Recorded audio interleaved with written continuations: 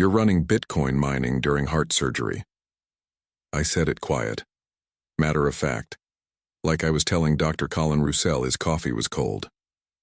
"My name's Travis Belden. I'm 34, been the systems administrator at St. Alder Regional Medical Center in St. Paul, Minnesota for 3 years. I handle server uptime, database maintenance, security patches, the kind of work that keeps life support machines running and patient records accessible when surgeons need them at 3 a.m. I take it seriously because people die when systems fail. That Tuesday morning, I'd been tracking unusual GPU spikes on our main server cluster. Strange patterns during off-peak hours, right when the operating rooms were busiest. Processing power getting diverted from critical functions. The kind of thing that makes ventilators lag or causes patient monitoring systems to freeze.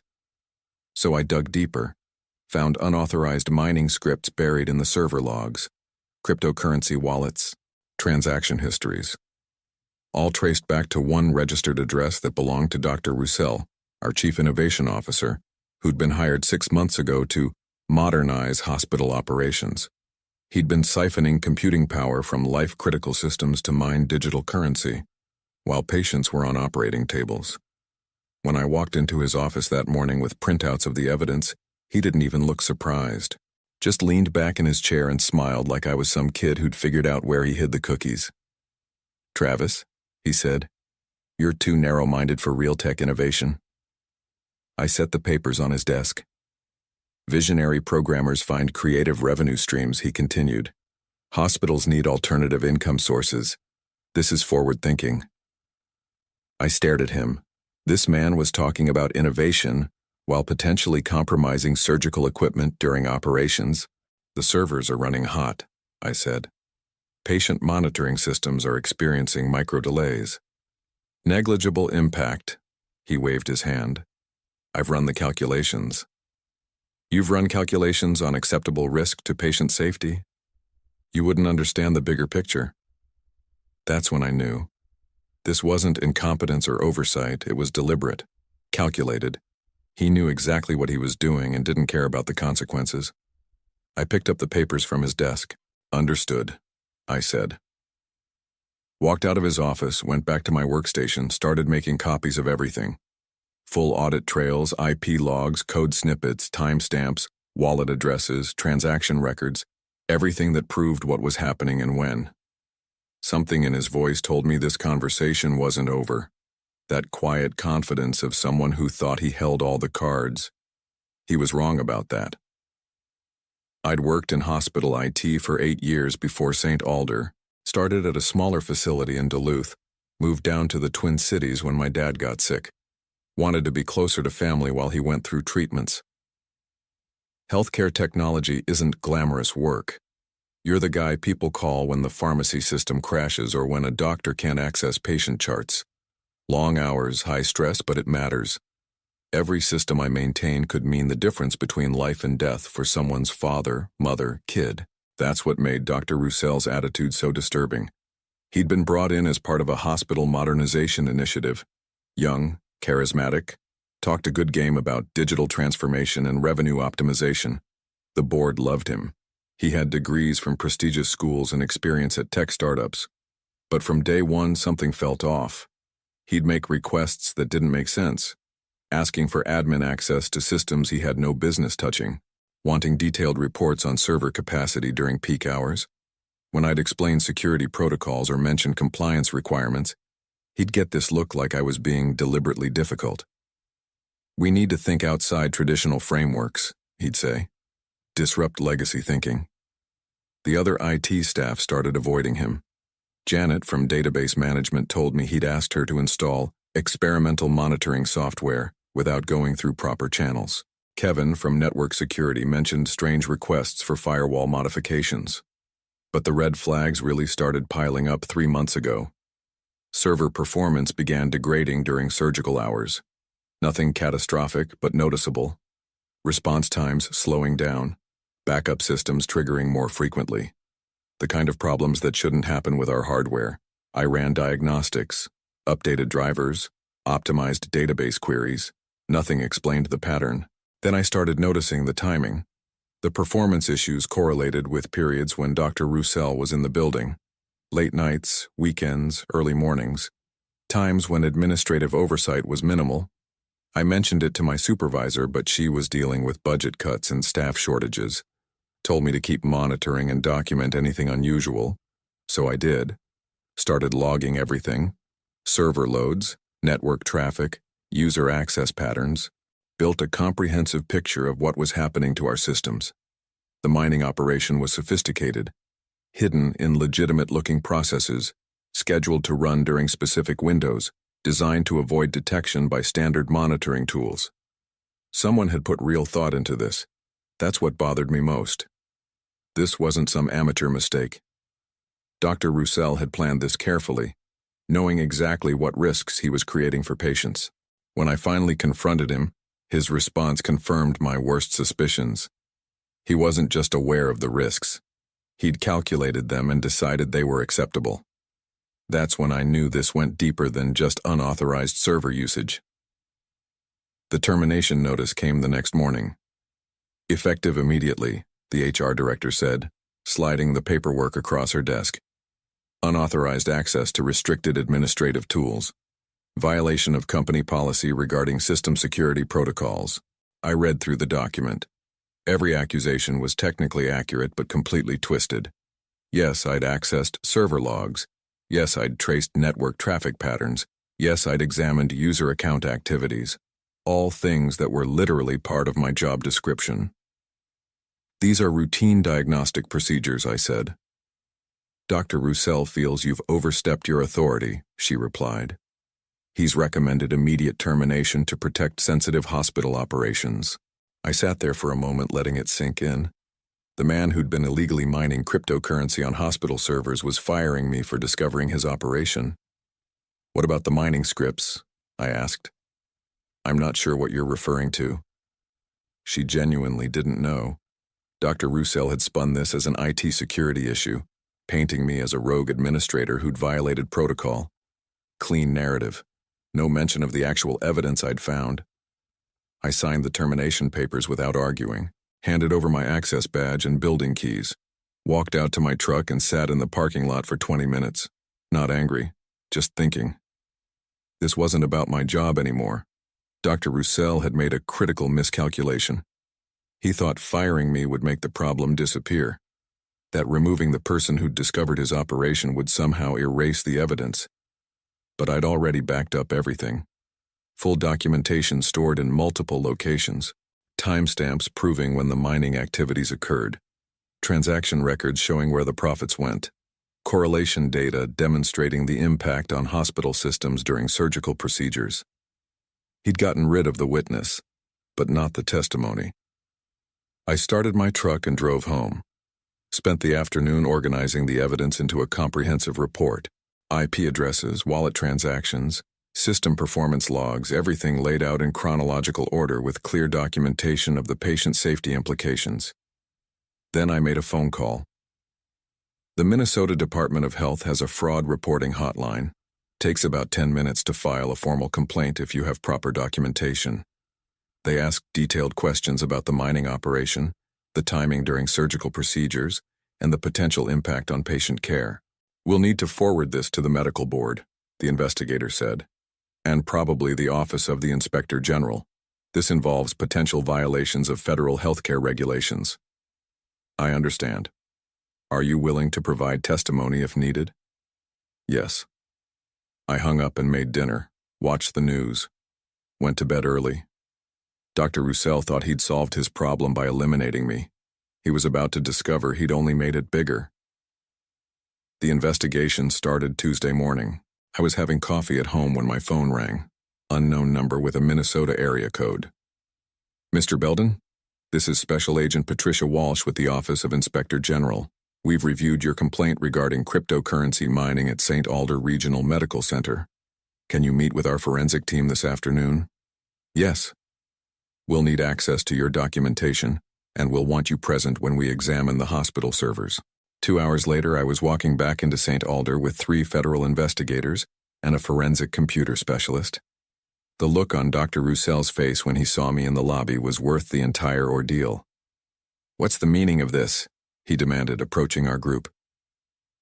"Dr. Roussel." Agent Walsh showed her credentials. "We're here regarding allegations of unauthorized system usage affecting patient care operations. We'll need access to your server room." "This is ridiculous. Mr. Belden was terminated for security violations. He's not authorized to be in this building. He's here as a witness in a federal investigation." The hospital administrator appeared, looking confused and concerned. Within minutes, we had full access to the IT infrastructure. What the forensic specialist found exceeded even my documentation. The mining operation was more extensive than I'd realized. Multiple cryptocurrency wallets, transactions dating back 4 months, estimated profits exceeding $60,000, all while diverting processing power from critical medical systems. But the real revelation came when they traced the network activity during specific surgical procedures. "Look at this," the specialist said, pointing to her laptop screen. "On March 15th, during a 6-hour cardiac surgery, mining activity spiked to maximum capacity. The patient monitoring system experienced a 12-second delay in data processing. 12 seconds doesn't sound like much, but when someone's heart stops during surgery, 12 seconds can mean permanent brain damage or death." Agent Walsh turned to Dr. Roussel. "Were you aware that your mining operation was impacting life-critical systems during active surgical procedures?" "There's no evidence of patient harm," he said quickly. "That's not what I asked." The hospital administrator stepped forward. "Dr. Roussel, is this true? Have you been running unauthorized software on our medical systems?" "This is a misunderstanding. I was testing innovative revenue streams to help offset hospital operating costs. The mining activity was carefully scheduled to minimize any impact." "During surgeries?" Agent Walsh's voice was flat. The calculations showed negligible risk. That's when I understood the full scope of what he'd done. This wasn't just theft or unauthorized system usage. Dr. Roussel had knowingly compromised patient safety for personal profit, then calculated the risks and decided they were acceptable. The investigation team spent 6 hours documenting everything: server logs, financial records, correspondence between Dr. Roussel and the cryptocurrency exchanges. They found emails where he'd researched mining profitability and compared it to potential system performance impacts. One message to a tech consultant was particularly damning: "Need to optimize mining efficiency during peak hospital hours. Can we increase GPU utilization without triggering monitoring alerts?"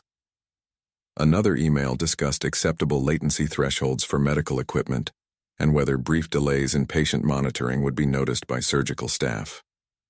He'd researched the risks, calculated the probabilities, decided that potential patient harm was an acceptable cost for his cryptocurrency profits. By evening, Dr. Roussel had requested legal representation. The hospital administrator called an emergency board meeting. Agent Walsh asked if I'd be available for additional testimony as the investigation expanded. "This is just the beginning," she said. "We need to determine if any patients were actually harmed by the system delays. That could turn this into criminal charges." I drove home that night knowing Dr. Roussel's carefully constructed plan was unraveling. He'd tried to eliminate the problem by firing me, but federal investigators don't care about employment disputes. They care about evidence. And now he was facing something much bigger than a personnel issue. The medical board review began the following week. Dr. Margaret Hayes, the lead investigator, was a surgeon with 30 years of experience and zero tolerance for anything that compromised patient safety.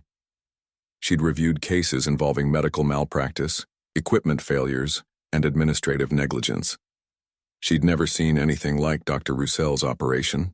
"In my professional opinion," she said during the formal hearing, "knowingly diverting computational resources from life-critical systems represents gross negligence and willful endangerment of patients." The board had subpoenaed records from the past 6 months. What they found painted a disturbing picture of systematic deception. Dr. Roussel hadn't just been mining cryptocurrency. He'd been actively concealing the impact on hospital operations. Medical equipment performance reports had been altered. System maintenance logs showed suspicious deletions. Several instances of surgical equipment malfunctions had been attributed to routine technical issues, rather than the actual cause. Resource conflicts with mining software. The most damaging revelation came from the surgical records review.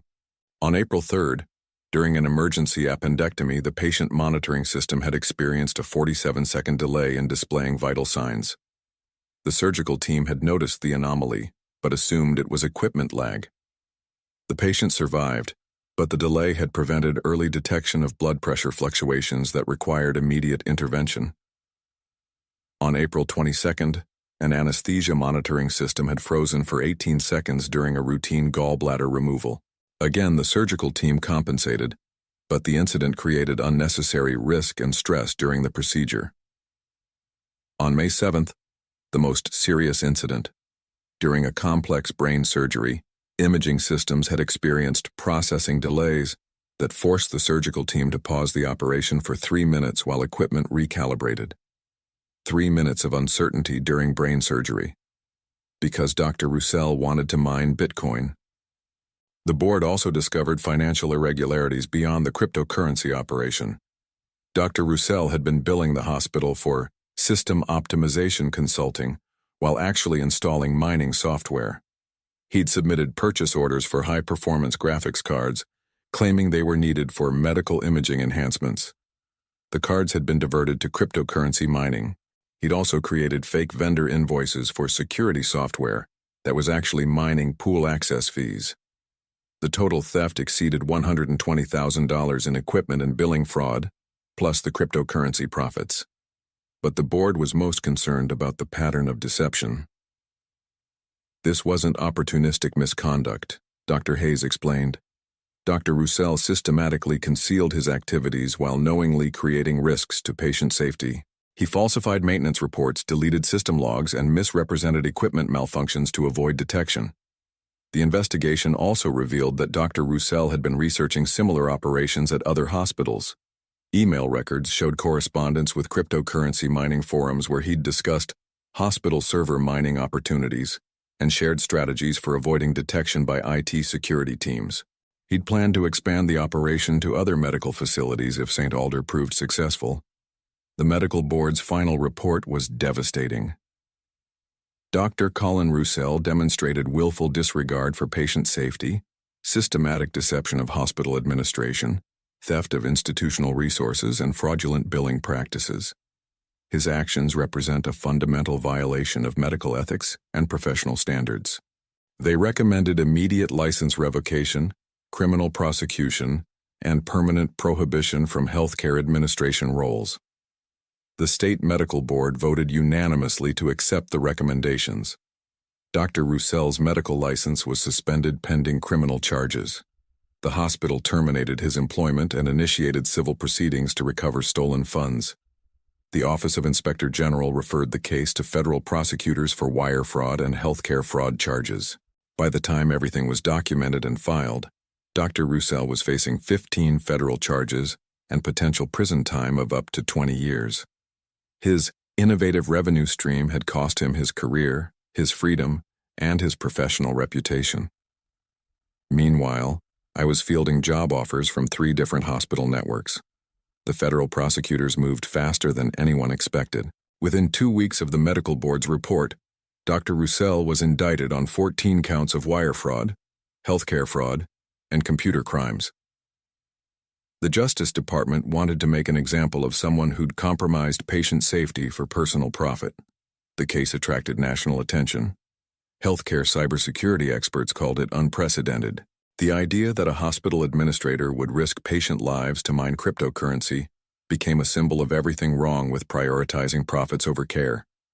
I testified before a federal grand jury, explaining the technical details of the mining operation and its impact on hospital systems. The prosecutors were thorough, walking through every piece of evidence with forensic precision. But the most powerful testimony came from the surgical teams. Dr. Patricia Morrison, the cardiac surgeon who'd performed the 6-hour heart surgery during peak mining activity, was furious when she learned about the system delays. "We noticed lag in the patient monitoring displays," she testified. "Brief delays that forced us to rely on backup indicators and manual observations. We attributed it to normal equipment aging, not knowing someone was deliberately compromising our systems." Dr. James Kellner, who'd performed the brain surgery affected by imaging delays, was even more direct. If I'd known administrative personnel were running unauthorized software during critical procedures, I would have demanded their immediate removal from the facility. Patient safety depends on absolute system reliability. The evidence was overwhelming. Server logs, financial records, cryptocurrency transactions, system performance data, patient records, and testimony from medical staff created an unassailable case. Dr. Roussel's defense attorney tried arguing that no patients had been directly harmed by the mining operation. The prosecutor's response was devastating. The defendant created a Russian roulette scenario with patient lives. The fact that no one died doesn't mitigate his willful endangerment of vulnerable people under medical care. The trial lasted 3 days. The jury deliberated for 2 hours. Guilty on all counts. Dr. Roussel received 8 years in federal prison, 5 years supervised release, and restitution of over $400,000, including investigative costs, legal fees, and system remediation expenses. The judge's sentencing statement was particularly pointed. Medical professionals hold positions of extraordinary trust. Patients and families depend on hospital systems to function reliably during their most vulnerable moments. The defendant violated that trust in the most cynical way possible, prioritizing personal profit over human life. But the story didn't end with the conviction. The case prompted congressional hearings on healthcare cybersecurity. New federal regulations required hospitals to implement enhanced monitoring systems for IT infrastructure. The Department of Health and Human Services created a task force on medical facility cybersecurity standards. St. Alder Regional Medical Center hired me as Director of Information Security, with a mandate to rebuild their entire IT infrastructure and implement industry-leading cybersecurity protocols. Other hospitals began reaching out, wanting consultation on preventing similar incidents. Within 6 months, I was consulting for a dozen medical facilities across the Midwest, helping them audit their systems and train staff to recognize unauthorized activities. The work was satisfying in a way my previous job had never been. Instead of just maintaining systems, I was actively protecting patients by preventing the kind of negligence that had endangered lives at St. Alder. Dr. Roussel had thought he was being innovative, finding creative revenue streams while minimizing risk through careful calculations. He'd miscalculated everything. The real innovation was maintaining absolute integrity in systems that people depend on for their lives. That's not narrow-minded thinking. That's professional responsibility. The prison sentence was handed down on a cold December morning in federal court. I sat in the gallery watching Dr. Roussel in his orange jumpsuit as the judge read the verdict. 8 years federal prison, 5 years supervised release, full restitution plus damages. He'd tried pleading down to lesser charges, claiming his actions were misguided innovation rather than criminal fraud. The prosecutors weren't interested. The defendant systematically endangered patient lives for personal profit. The prosecutor said during closing arguments, "This represents the worst kind of betrayal of medical ethics and public trust." When the judge asked if Dr. Roussel had any final statements, he stood slowly. "I still believe hospitals need innovative revenue solutions," he said. "My methods may have been flawed, but the underlying vision was sound." Even facing 8 years in prison, he couldn't admit that mining cryptocurrency during surgeries was fundamentally wrong. The judge's response was swift. The court finds no evidence of remorse or understanding of the gravity of these crimes. The defendant continues to characterize willful endangerment of patients as innovation. This attitude demonstrates the need for a substantial period of incarceration to protect the public. Maximum sentence. As the bailiff led Dr. Roussel away in handcuffs, he looked back at the gallery. His eyes found mine for just a moment. I didn't smile, didn't nod, just watched him go. This wasn't about personal satisfaction. It was about consequences finally catching up to someone who'd calculated that patient safety was an acceptable risk for personal profit. The courtroom cleared quietly. Reporters filed their stories about the landmark case. Hospital administrators from across the country had attended to watch the proceedings. Outside in the December cold, Agent Walsh approached me. "Thank you for bringing this forward," she said. "Cases like this prevent others from making similar calculations." I shook her hand and walked to my truck. The notification came through 6 months later. Dr. Roussel's appeal had been denied. His medical license was permanently revoked. The cryptocurrency profits had been seized and returned to St. Alder Regional Medical Center for cybersecurity improvements. I was in my new office at the hospital, reviewing security protocols for the surgical suites. The same systems he'd compromised were now protected by military-grade monitoring software that detected any unauthorized processes within seconds. My team had implemented safeguards that made another mining operation impossible. Real-time resource monitoring, automated threat detection, encrypted communication channels for all medical devices, the kind of comprehensive security that should have been in place from the beginning. The work was more demanding than my old position, but infinitely more meaningful. Every system I protected, every vulnerability I closed, every security protocol I implemented was a barrier between patient care and the kind of negligence Dr. Roussel had represented. Other hospitals had hired me to audit their networks. The consulting work was steady and well paid. More importantly, it was preventing similar incidents across the healthcare system. 6 weeks ago, my security software had caught an unauthorized cryptocurrency mining attempt at a hospital in Des Moines. Different person, same scheme. The administrator was terminated immediately, and the incident reported to federal authorities. Dr. Roussel's case had become a cautionary tale taught in medical ethics courses and healthcare administration programs. Students learned about the importance of maintaining absolute integrity in medical systems and the severe consequences of prioritizing profits over patient safety. I finished reviewing the security reports and locked my office. Drove home through familiar streets, thinking about the difference between innovation and integrity. Real innovation in healthcare means finding better ways to save lives. Everything else is just theft with a better marketing strategy.